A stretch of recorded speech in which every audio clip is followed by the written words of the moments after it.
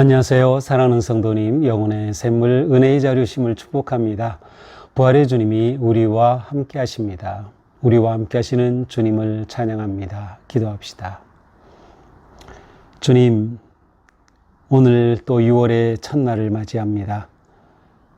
이렇게 주님의 은혜 안에 새 달을 맞이하니 6월 한 달도 저희들의 삶이 오직 주님의 선하신 인도하심 안에 거하게 하옵소서. 주님의 말씀 따라 선하신 인도하심과 사랑 안에 거하며 또한 우리를 향한 하나님의 그 놀라우신 뜻과 또 계획을 따라서 거룩한 믿음의 삶 승리하는 복된 6월이 되게 하여 주시옵소서. 하나님의 말씀을 통하여 오늘도 나아갈 길을 보게 하시고 저희들의 마음과 뜻과 생각과 말과 행동이 하나님의 말씀 중심으로 거룩하고 아름답고 온전하게 세워져가는 은혜의 하루가 되게 하시고 또 은혜의 한 달이 되게 하여 주시옵소서. 예수님 이름으로 기도합니다. 아멘. 네, 오늘 말씀은 고린도전서입니다. 네, 우리가 이제 고린도전서를 보게 되는데요. 1장 1절부터 9절까지입니다. 하나님의 뜻을 따라 그리스도 예수의 사도로 부르심을 받은 바울과 형제 소스데니는 고린도에 있는 하나님의 교회 곧 그리스도 예수 안에서 거룩하여지고 성도라 부르심을 받은 자들과 또 각처에서 우리의 주 곧 그들과 우리의 주 되신 예수 그리스도의 이름을 부르는 모든 자들에게 하나님 우리 아버지와 주 예수 그리스도로부터 은혜와 평강이 있기를 원하노라.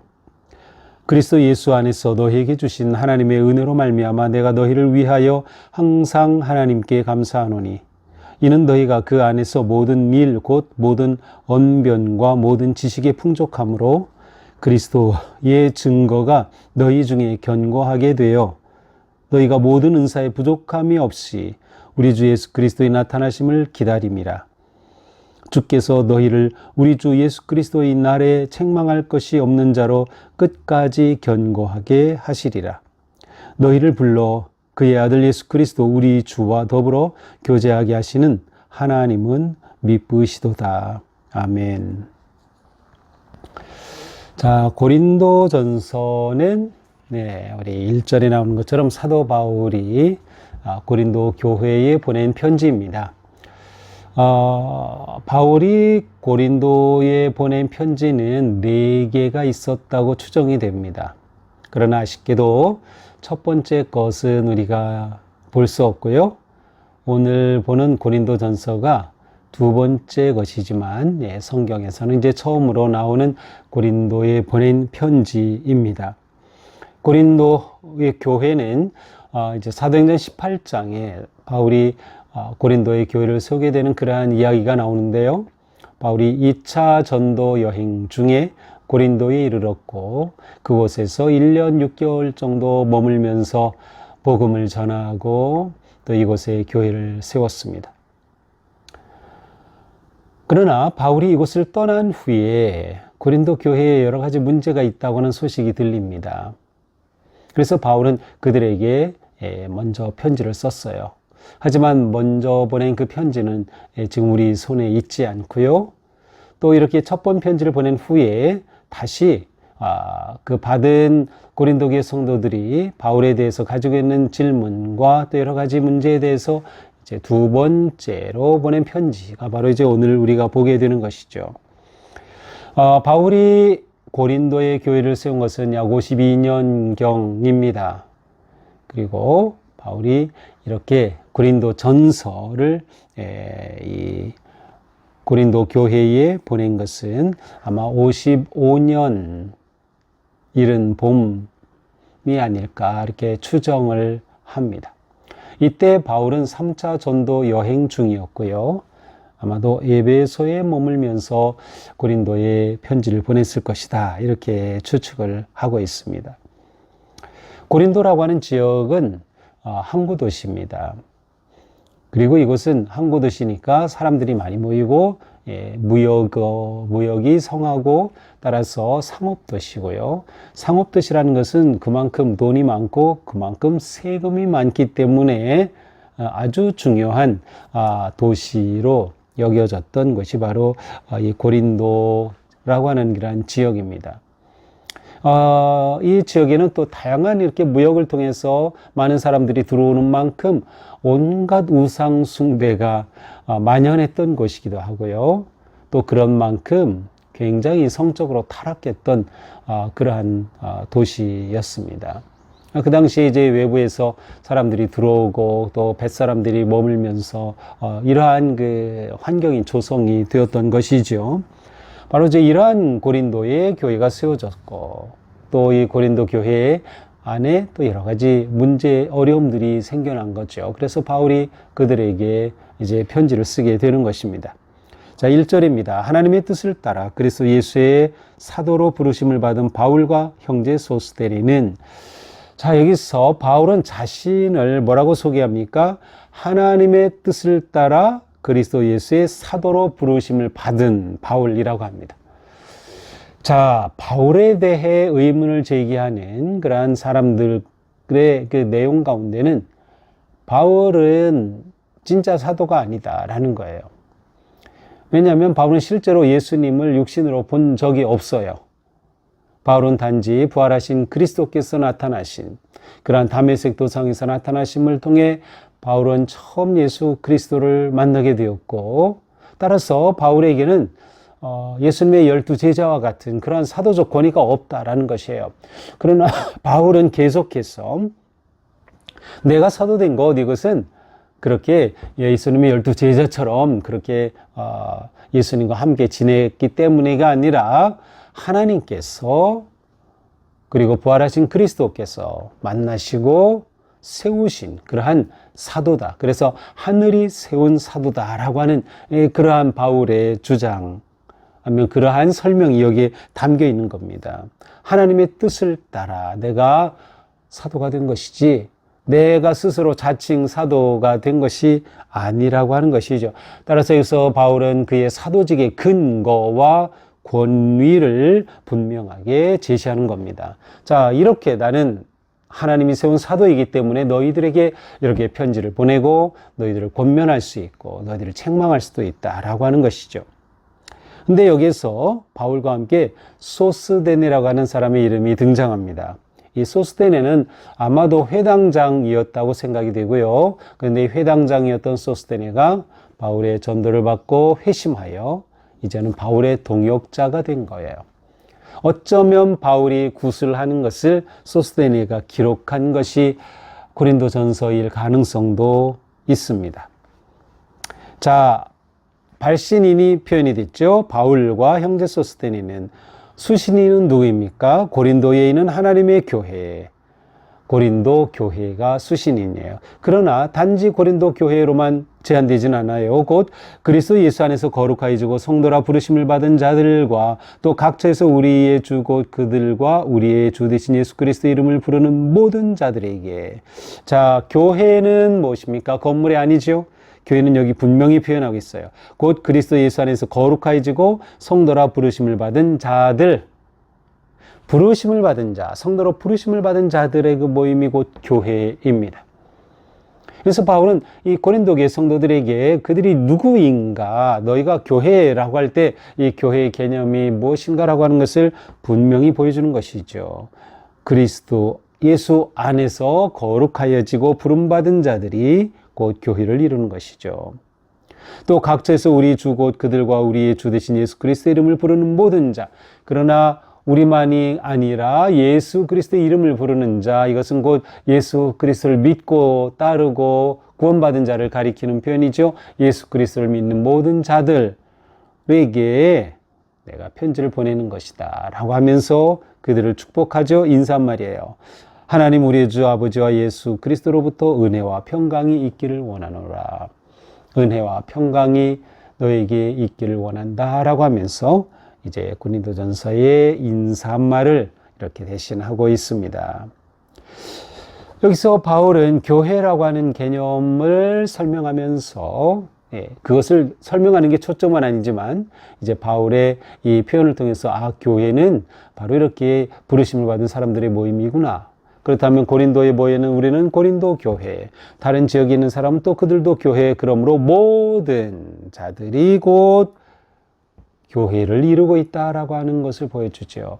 여기서 아주 중요한 개념, 우리가 교회를 이루는 성도라고 할 때 우리는 우리 교회라고 하는 지역의 교회, 로컬 처치라고 해요. 로컬 지역과 함께 모든 믿는 자들은 뭐야? 온 세상에 글로벌한 그리스도인, 글로벌한 교회, 이것이 함께 있어야 되는 거예요. 그래서 우리 의식에는 교회 하면 우리 교회라고는 지역교회와 함께 온 세상, 주님이 다스리시고 주인이 되신 온 세상의 교회를 함께 생각하는, 그래서 일종의 글로컬 교회로 우리가 생각하는 게 아주 중요해요. 그래야 우리는 교회로서 하나의 연대를 이루고 그리스도의 몸을 이루는 것이죠.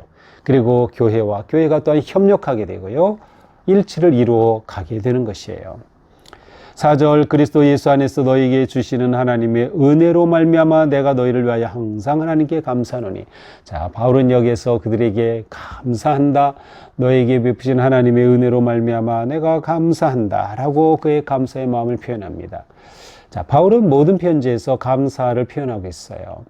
바울은 감사하는 사도였어요. 사실 이 감사는 성도의 가장 기본적이면서도 가장 중요한 삶의 태도이며 성품이에요. 성도는 감사하는 사람이에요. 하나님의 은혜에 감사하고 서로의 존재에 대해 감사하는 거예요. 자, 바울은 고린도 교회에 하나님께서 베푸신 은혜에 대해 감사한다. 사실 고린도 교회는 성경의, 신약 성경에는 교회 중에 가장 힘든 교회였어요. 바울에게 굉장히 힘든 교회였어요. 그리고 교회 안에 내부 분열이 너무나도 많았고 갈등이 아주 강했던 교회거든요. 그러나 바울은 그들을 향해서 감사하다, 그들에게 베푸신 주님의 은혜가 감사하다라고 표현하는 것이죠. 이 얼마나 귀한 모습인지 모릅니다.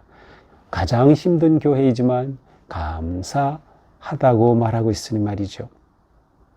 이는 너희가 그 안에서 모든 일고 모든 언변과 모든 지식의 풍족함으로. 자, 여기 언변, 지식, 이것은 하나님께서, 주님께서 주신 은사를 가리킵니다. 자, 바울은 지금 첫 고린도전서 시작하면서부터 뭐를 말해요? 은사를 지금 말하고 있어요. 그러므로 4절에서 너희에게 주신 하나님의 은혜라고 하는 것을 은사로도 바꾸어도 무방합니다. 그만큼 지금 고린도 교회는 은사와 관련된 문제가 아주 심각했어요. 그래서 바울은 이렇게 첫머리부터 은사를 지금 언급하고 있는 거예요. 언변과 모든 지식의 풍족함으로 그리스도의 증거가 너희 중에 견고하게 되어 너희가 모든 은사에 부족함이 없이 우리 주 예수 그리스도의 나타나심을 기다립니다. 자, 고린도 교회의 아주 큰 장점은 뭐예요? 은사가 풍부한 거예요. 은사가 너무나도 넘쳐났어요. 이렇게 은사가 넘쳐나면 너무 더 좋겠죠. 그런데 고린도 교회는 은사의 풍족함이 오히려 교회의 문제가 되었어요. 갈등 요소가 된 것이죠. 오히려 분쟁의 원인이 된 거예요. 은사의 풍족함이 고린도 교회의 문제의 원인 중에 하나가 된 것이죠. 이 점은 아주 심각한 문제입니다. 그러니까 우리는 이 고린도전서를 보면서 은사에 대한 이해를 바르게 해야 하고, 또 우리에게 주신 은사가 어떻게 사용되어야 하는지를 또한 우리는 다시 생각하게 되는 것이죠. 하나님께서 이렇게 풍족하게 은사를 주셔서 너희가 이 은사에 풍족함이 없는데, 그러나 너희가 이러한 풍족한 은사를 가지고 그리스도의 다시 오심을 기다리며 재림의 신앙을 굳게 가지고 그 은사로서 교회에 덕을 세우는 그러한 성도들이 되면 좋겠다라고 하는 마음이 이 바울 깊은 곳에 지금 담겨 있는 것입니다. 주께서 너희를 우리 주 예수 그리스도의 날에 책망할 것이 없는 자로 끝까지 견고하게 하시리라. 자, 하나님께서 너희를 책망할 것이 없는 자로 견고하게 하실 것이다. 사실 그들은 책망할 게 너무 많이 있었어요. 온갖 갈등과 분열이 있었어요. 그럼에도 바울은 그들을 보면서 너희 책망받을 거다 막 그러한 표현이 아니라 오히려 그들을 긍정적으로 인정해 주는 것이에요. 그리스도의 날에 책망받을 것 없는 자로 끝까지 견고하게 하실 것이다. 이것이 바울이 고린도 교회에 바라는 진심이었어요. 그들이 책망받을 것 없이 하나님이 주신 은사를 풍족하게 누리며 교회를 아름답고 건강하게 세워 주님 다시 오실 때 그 주님 앞에 견고히 서는 그러한 교회의 그러한 성도들이 되기를 원하였던 것이죠. 너희를 불러 그의 아들 예수 그리스도 우리 주와 더불어 교제하게 하시는 하나님은 미쁘시도다.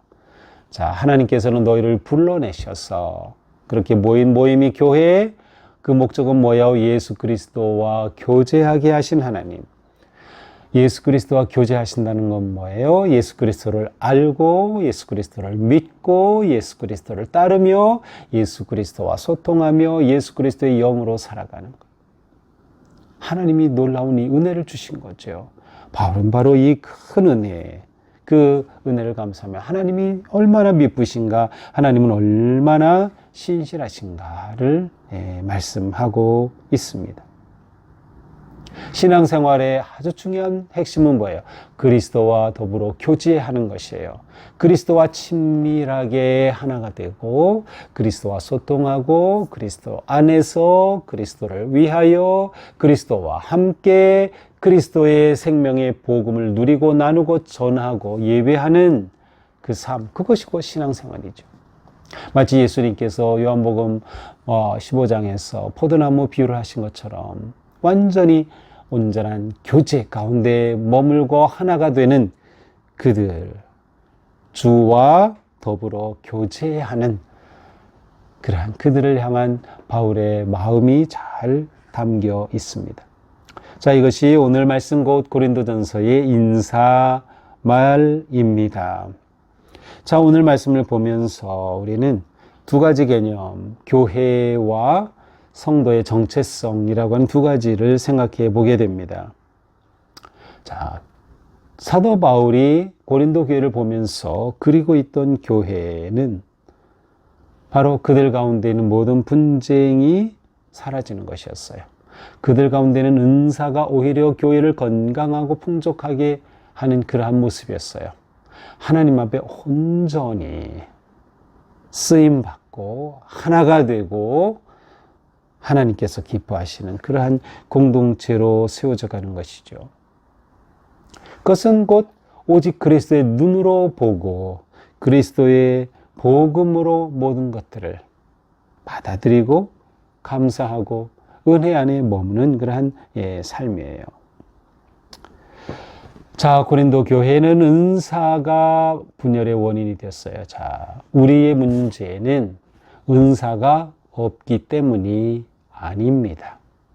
오히려 우리에게 주신 은사를 바르게 곧 교회의 덕을 세우는 하나님이 주신 선물로 사용하지 못하는 것이 문제입니다. 은사는 경쟁하는 것이 아니에요. 은사는 억지로 주는 것도 아니에요. 내 은사가 더 귀하다? 그것도 잘못된 것이에요. 물론 우리는 주님께 은사를 구할 수 있고요. 주님은 우리의 구하는 은사에 또 응답하시기도 해요. 그러나 우리에게 중요한 것은 은사가 없는 게 중요한 문제가 아니라 주신 은사가 협력하여 선을 이루고 교회를 건강하고 아름답게 교회의 덕이 되도록 사용하지 못하는 것이 문제다. 그러므로 먼저 우리는 내게 은사가 주신 은사에 대해 감사할 줄 알아야 돼. 이것은 내가 잘나서가 아니라 하나님이 주신 선물일 뿐이에요. 따라서 주신 은사에 감사하고 그 은사로서 어떻게 섬길까를 생각하고 그 은사로서 어떻게 다른 사람을 세울까를 생각해야 되는 거죠. 내가 드러나는 것과는 아무 상관이 없어요. 은사는 오직 예수 그리스도의 몸인 교회가 건강하고 바르게 세워지는 것, 그게 은사를 주신 가장 중요한 목적인 것이죠. 자, 우리는 또한 세상 속에 살아가고 있는 그리스도인이다라는 점을 놓치면 안 됩니다. 그러기 위해서 우리에게는 바른 정체성이 있어야 돼요. 내가 누구인가라는 바른 정체성이에요. 하나님께서 나를 부르시고 세우셨다는 정체성이에요. 사도 바울은 하나님께서 자신을 부르시고 세우셨다는 정체성이 있었기에 그 정체성을 가지고 세상 속에서 선명하게 복음을 전할 수 있었던 것이죠. 우리는 주님께서 나를 불러 세우신 거룩한 주님의 백성이며 성도이며 그리스도인으로서 나를 이렇게 사랑하시고 부르신 그 목적을 향해 내 정체성을 잃지 않고 나아가는 그러한 성도가 되어야 하는 것입니다. 내 정체성이 분명할 때 우리는 세상을 향해 당당할 수 있고요. 그리고 복음을 기쁨으로 전할 수가 있어요. 그리고 또한 그 삶 속에서는 감사가 나올 수밖에 없죠. 내가 누구인가를 생각할 때 그것은 내 힘, 내 능력, 내 어떤 업적, 내가 이룬 어떤 일로 인해 내 정체성이 결정되는 것이 아니라 내 정체성은 오직 나를 사랑하시고 구원하여 주신 예수 그리스도, 하나님의 아들 예수 그리스도를 통하여 내 정체성이 결정되기 때문이에요. 그러면 그리스도가 없이 빠진 나는 아무것도 아닌 거다. 이 정체성이 분명하면, 우리 서로가 이렇게 분명하면 우리는 바른 관계 안에서 바른 교회, 하나님이 기뻐하시는 그런 복된 교회로 세워갈 수 있을 것입니다. 우리가 이와 같이 서로의 은사를 인정해주고 감사하면서 서로를 기꺼이 품고 나눌 때 우리는 그 놀라운 은사를 통하여서 건강하고 복된 교회를 세워갈 것입니다. 오늘 본문에서 가장 반복적으로 나오는 표현이 그리스도 예수, 혹은 그리스도, 혹은 예수 그리스도라는 표현이에요. 9번 이상 나오고 있어요. 그것은 무엇을 말해요?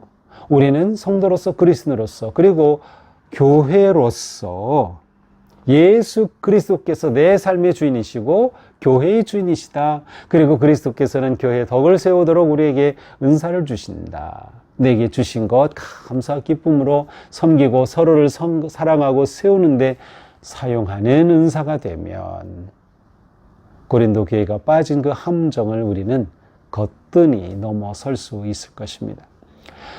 6월 한 달, 오늘 하루 주님의 은혜 안에서 주님께서 나에게 사랑하셔서 주신 은사가 무엇일까 생각하면서 그 은사를 가지고 마음껏 주님을 예배하고 마음껏 봉사하고 마음껏 섬기면서 하나님의 거룩한 나라를 세워가는 그런 복된 하루, 또 복된 6월이 될 수 있기를 주님의 이름으로 축복합니다. 기도합시다.